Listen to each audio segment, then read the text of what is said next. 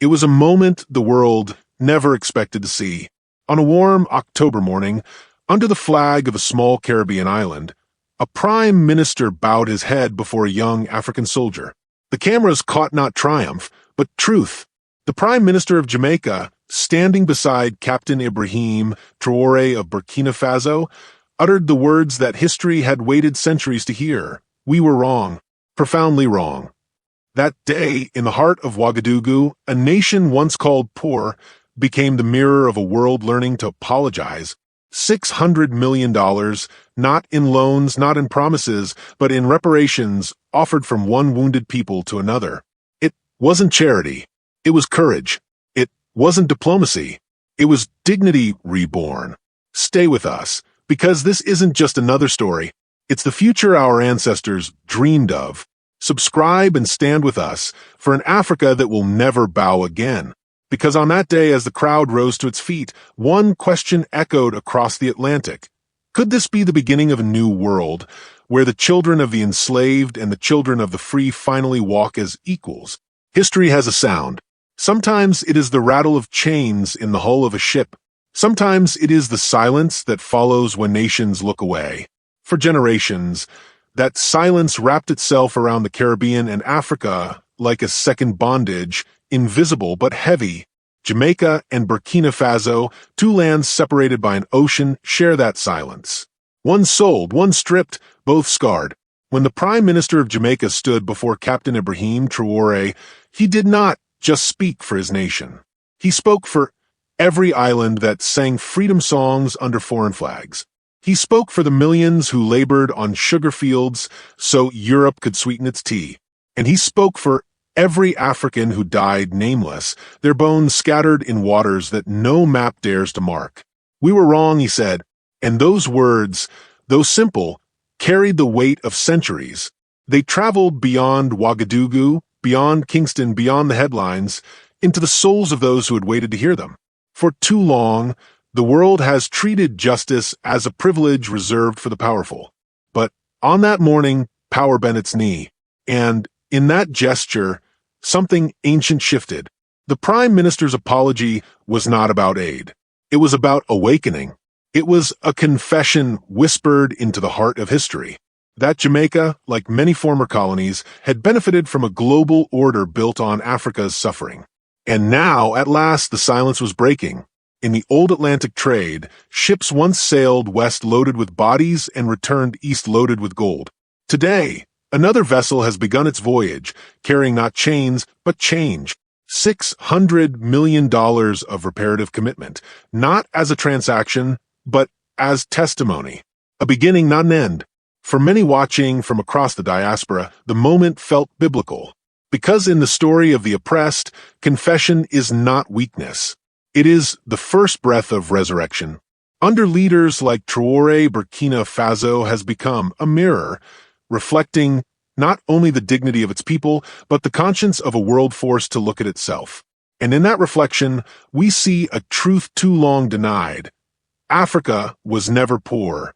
She was made poor by design, by systems that fed on her labor, her land, and her silence. But history does not sleep forever. It waits for a voice brave enough to wake it. That morning in Ouagadougou, Jamaica found its voice. And Africa, listening, answered with grace. In a world where power is measured by missiles and markets, Jamaica stands as a small nation, tiny on the map, vast in memory. Yet, on that October day, its Prime Minister became the loudest moral voice in the room. He did not come with a convoy or an agenda. He came with the truth. Today is not a day for politics, he declared.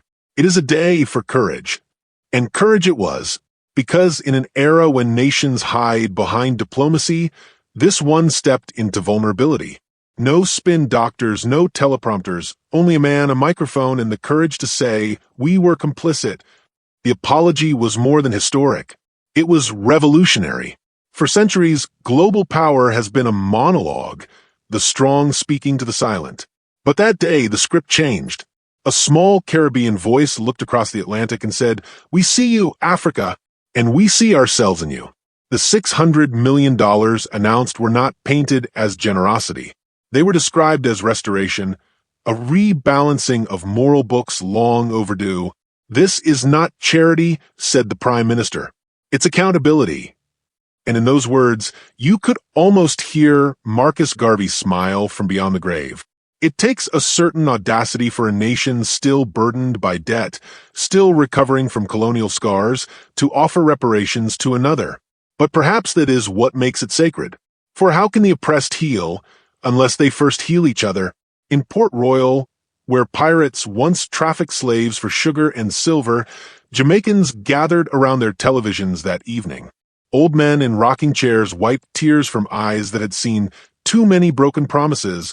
Younger voices on community radios called it a reckoning wrapped in love. The diaspora in London, Toronto, and New York posted the same line online. Finally, someone said it. The world of politics measured the gesture in currency, but the world of the spirit measured it in courage. Because $600 million can build roads, but words like "we were wrong" can build nations. In the corridors of power, some diplomats whispered that Jamaica had overreached. "Why apologize for what we did not do?" they asked. But the Prime Minister understood something they did not. Silence is participation. And so he broke it.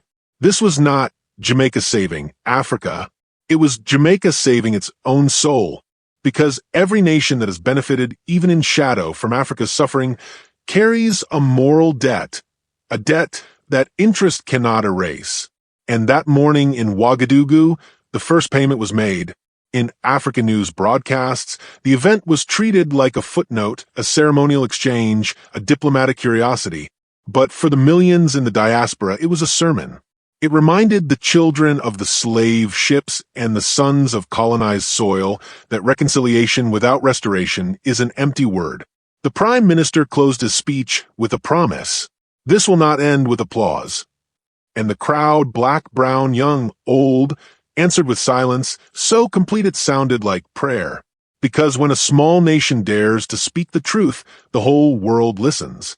And for the first time in a long time, Africa was not listening to pity but to respect. Long before the cameras and the speeches, before the headlines and the handshakes, there was a soldier, a young man in dusty boots, standing in the red earth of the Sahel. His name was Ibrahim Traoré. The world would later know him as president, but his people knew him as something deeper, the Lion of Burkina Faso. When he first spoke to his nation, there were no polished suits or marble halls. There was only fire, the fire of a man who had seen too much submission, too many signatures signed in someone else's language. He said, "We will no longer kneel to beg for what is ours." And in that single sentence, he awakened a continent. Burkina Faso, once whispered about as one of the poorest lands on earth, became the loudest voice in Africa. Under Traoré, a generation that had forgotten how to dream remembered again. Farmers began rebuilding local industries without waiting for Western approval. Young engineers repurposed abandoned factories. Teachers rewrote history books that no longer began with colonization. He was not polished, not patient, not perfect, but he was proud.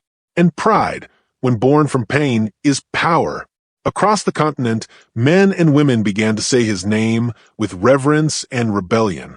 In the markets of Bamako, they painted murals of his face beside Thomas Sankara. In the streets of Accra, students wore his quotes on their shirts. Dignity is not for sale. Even in the diaspora, in Paris, in Chicago, in Kingston, his voice echoed like a drumbeat.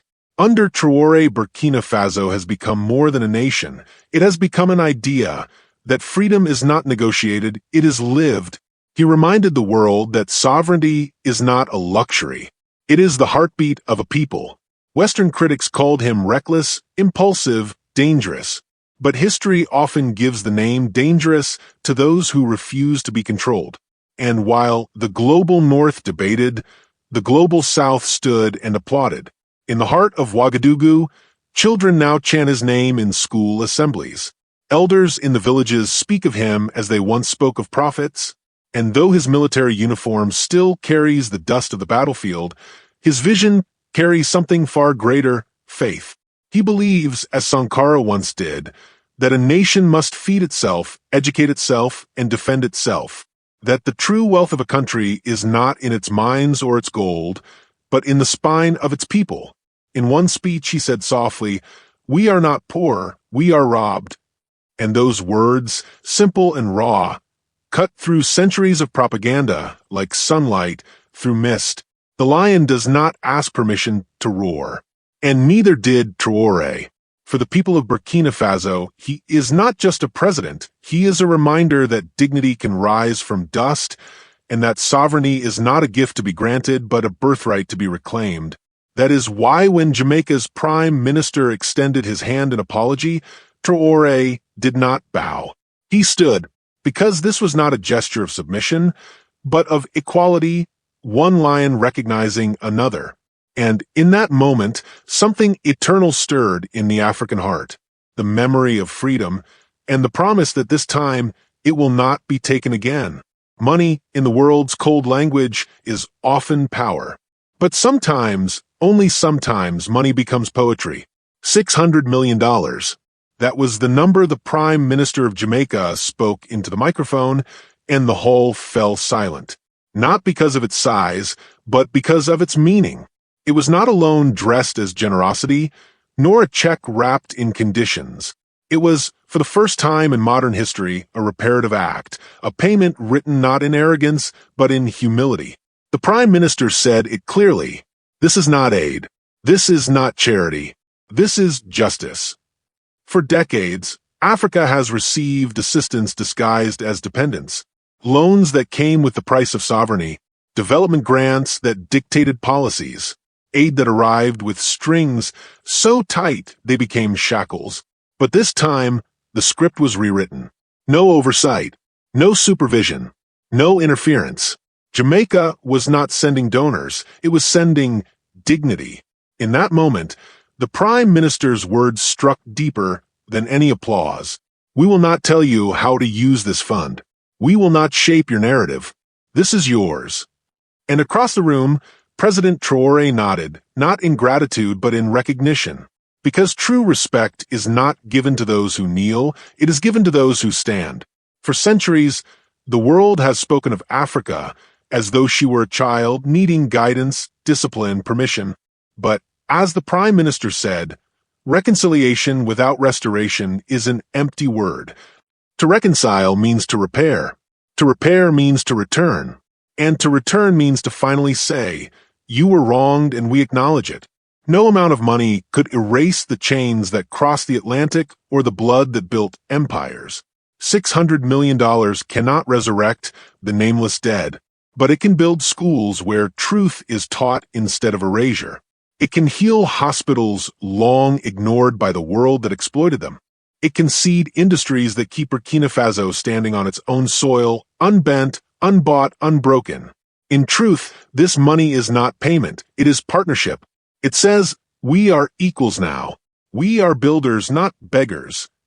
In African news circles, analysts debated its economic impact. But those who understood history saw something deeper, the symbolism of repair. Because when one nation apologizes to another for centuries of injustice, it is not merely rewriting policy. It is rewriting prophecy. This gesture also sent ripples through the halls of power in Europe and Washington. For the first time, a nation that once suffered colonization was teaching the colonizers what accountability looks like. And in that, Jamaica became not small, but mighty. President Traoré's response was measured, solemn. He said, we do not need foreign aid. We need justice. Today we receive both. His voice trembled slightly, not from weakness, but from the gravity of knowing that history was turning a page. When the applause rose, it was not celebration, it was release. Release from centuries of silence, denial, and guilt. Release from the myth that Africa must wait to be saved. Because this was not the story of a giver and a receiver. This was the story of two wounded nations standing side by side, healing not through pity, but through pride. For the people watching across the diaspora from Harlem to Accra, from London to Lagos, this was not just news, it was vindication. And perhaps that is what reparations truly are. Not the transfer of wealth, but the transfer of worth. There are bridges the world can see, made of steel and stone. And there are others built of memory, pain, and purpose. Between Jamaica and Burkina Faso, on that October day, a new bridge was born. Not a bridge of trade routes or treaties, but a bridge of souls. Two nations, once separated by an ocean and centuries of silence, found themselves face to face again, not as victim and observer, but as kin. In the crowd, an old Burkinabe woman wept softly. She whispered, "My ancestors were taken across that water. Today their children return, not in chains but in dignity." That is what this moment meant. It was not just diplomacy, it was deliverance. Across the Atlantic, Jamaicans watching from their homes felt something stirring deep inside. Grandmothers who had sung church hymns about freedom now cried tears they didn't know they still carried. Young men who had never been to Africa began searching for it in their hearts. Because sometimes healing does not begin with medicine, it begins with memory. For centuries, the Atlantic was a wound, the Middle Passage, the place where dreams drowned. But on this day, that same ocean became a mirror reflecting the faces of two peoples finally recognizing each other. The Prime Minister's closing words echoed like scripture. This is not about guilt. It is about justice. Not about weakness, but strength. Not about erasing history, but facing it with courage. And across from him, Traoré answered not with words, but with silence. The silence of a man whose ancestors had already said everything that needed to be said. In Ouagadougou that evening, drums echoed through the streets, not for celebration, but for consecration. Because this was not the end of a ceremony, it was the birth of a covenant. From Kingston to Kaya, from Montego Bay to Wahiguya, the same heartbeat could be heard. Africa rises, Africa remembers, Africa forgives, but never forgets. And so, the bridge began to grow, not just in politics, but in music, in culture, in education. Jamaican teachers announced exchange programs for Burkinabe students. Burkina Faso's youth leaders spoke of building tech hubs with Jamaican engineers. The reparative fund was no longer just money, it was the foundation of a new alliance. In African news bulletins, they called it a symbolic moment. But to those who carry Africa in their blood, it was sacred. It was prophecy fulfilled. Because when one black nation lifts another, it is not just history being made, it is history being healed. To every watcher across the diaspora, the message was clear. We are one ocean, not apart but apart. And that distance, for the first time, began to close. If you believe this is what Africa needed all along, say amen in the comments below. Because this is the dawn of something greater than apology, it is the rebirth of unity. A unity older than borders, stronger than fear, deeper than distance. The Atlantic once divided us. Now it carries our echo, the sound of a people finally finding their way home. History will not remember this day for the number. It will remember it for the courage. For the first time in modern memory, a nation that once wore the scars of empire dared to apologize, and another, long demonized for its defiance, accepted not in weakness, but in strength. This was never about $600 million. It was about 600 years of silence, finally broken. It was about two nations, born of pain, choosing partnership over pity. It was about Africa and her children scattered across the seas, finding each other again. The Prime Minister's words now echo far beyond Ouagadougou. This is not about guilt. It's about justice. And justice, once spoken aloud, becomes a seed. It cannot be buried again. Perhaps one day, when our grandchildren read of this moment in history books, they will not see it as extraordinary. They will see it as natural, the day when dignity became the language of diplomacy.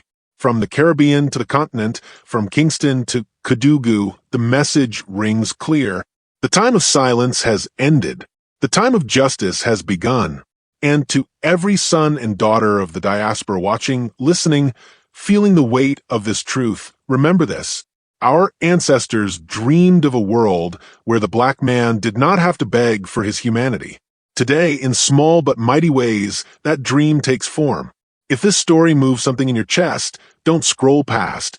Speak, share, subscribe. Because they buried our history long enough, now we must speak our future out loud. Leave your words below. New Africa. Justice rises. Africa can do it. It's time for Africa. Because what began as an apology has become a promise. And what began as a check has become a chain not of bondage but of brotherhood. Let the world remember this day, not as the end of pain, but as the beginning of justice.